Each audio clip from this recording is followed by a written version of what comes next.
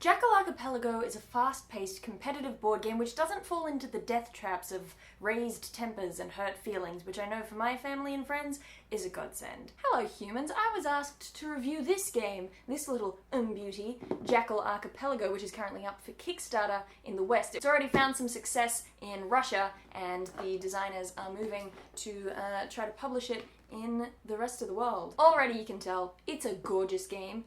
It is so beautiful. The art is just wonderful. Opening this was like unwrapping a Christmas present, but in February. The game comes with a stack of different tiles that make up the islands of the Jackal Archipelago, on which Captain Jackal has hidden his treasure, obviously. And you get a bunch of little wooden pirates to move around on the island board. Each turn has a massively quick turnaround with only one action per player, so you're switching around and things are happening really fast. The game begins with a setup that seems a lot more complicated than it actually is, and the early rounds can feel a bit like Snakes and Ladders with a heavy emphasis on the snakes. The exploration mechanic comes across as being more about luck than about strategy, and that can be frustrating. But the big bonus side to this is that it's something that would be super easy for kids to get a hold on. The addition of tiles like the lighthouse, however, do manage to mix things up and provide an extra element of planning. When we were first giving this game a try, my sister Shannon landed on the lighthouse, checked out 4 different tiles in secret, and the game went on as usual. Until in the later rounds, I had completely forgotten that Shannon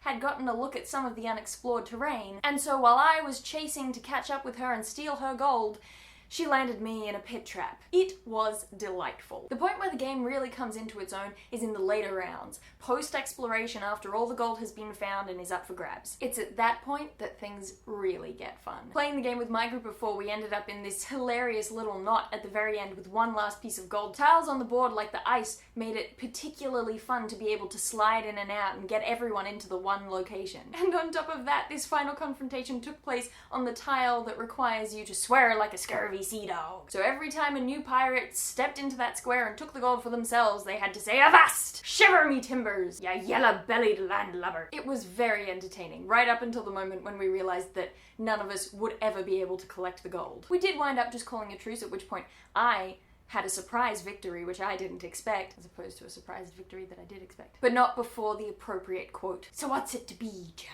Are we to be 2 immortals locked in an epic battle until Judgment Day and the trumpets sound?" Well, hey, look, I was up for it. The game also functions with a campaign mode, meaning that the players who played together on one island will be able to go to another island on the archipelago and find more of Captain Jackal's treasure. This is a really cool idea, but I am concerned that the carryover from each game is that whoever earned 3 or more gold pieces by the end of the first game gets a bonus to their abilities, at which point they will be more likely to earn the most gold and therefore get new abilities and therefore get more gold and then get new abilities. You see where I'm going with this. I do also wonder if some elements of the game feel overly complex, and clearly between the early editions of this game and the one that's up for Kickstarter right now, the design has already been pared back, and I think it's to the game's benefit. Having said that, I didn't actually get a rulebook in the copy of the game that I was sent. This was no big deal. They've got a digital copy that you can look at freely. However, so much of the game, particularly the exploration, requires you to look up what the images on the tiles mean, and that is imperative for a game like this that uses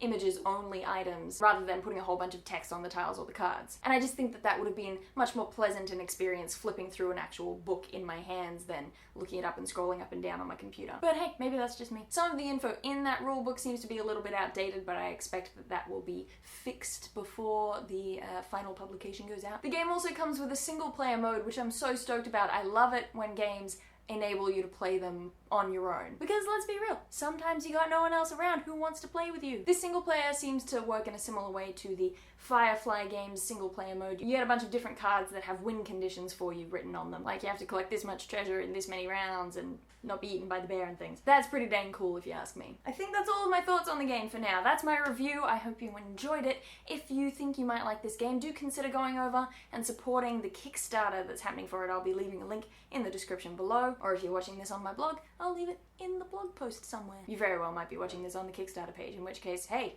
you're already most of the way there. If you're unfamiliar with my stuff, you can go check out my work on my YouTube channel, MonarchsFactory. That's where this video is housed. Apart from that, I do believe that's it. I'm done. Email this to your grandma and I'll see you some other time. No end card for this one.